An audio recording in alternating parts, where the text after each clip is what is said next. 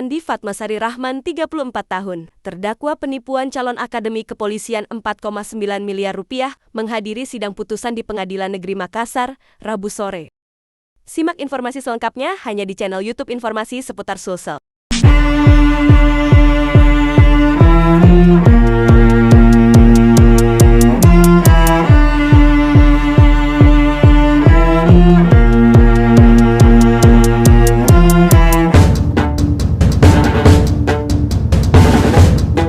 Andi Fatmasari Rahman, 34 tahun, terdakwa penipuan calon akademi kepolisian 4,9 miliar rupiah, menghadiri sidang putusan di Pengadilan Negeri Makassar, Rabu sore.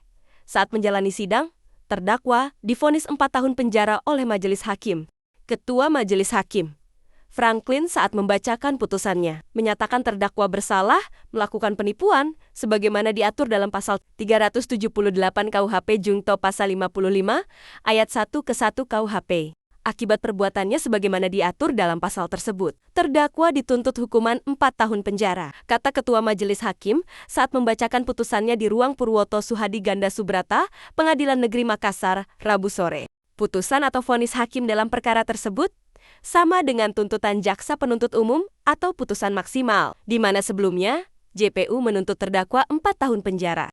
Setelah pembacaan putusan, nampak keluarga korban hendak meluapkan emosinya kepada terdakwa. Terlihat pengawal tahanan kewalahan membawa terdakwa keluar dari ruang sidang. Saat berhasil dibawa keluar dari ruang sidang, terdakwa nyaris mendapat amukan dari keluarga korban penipuan. Beruntung, pengawal tahanan dari kejaksaan berhasil menghalau dan mengevakuasi terdakwa.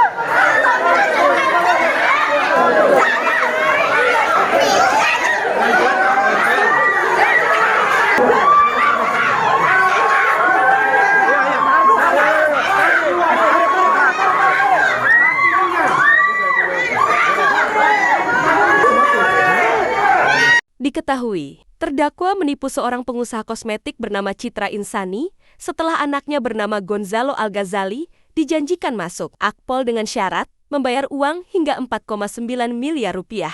Meski sudah membayar secara bertahap, korban Gonzalo Al-Ghazali dinyatakan tak lulus seleksi Akpol. Uang sebesar miliaran rupiah itu raib setelah tertipu oleh Andi Fatmasari Rahman.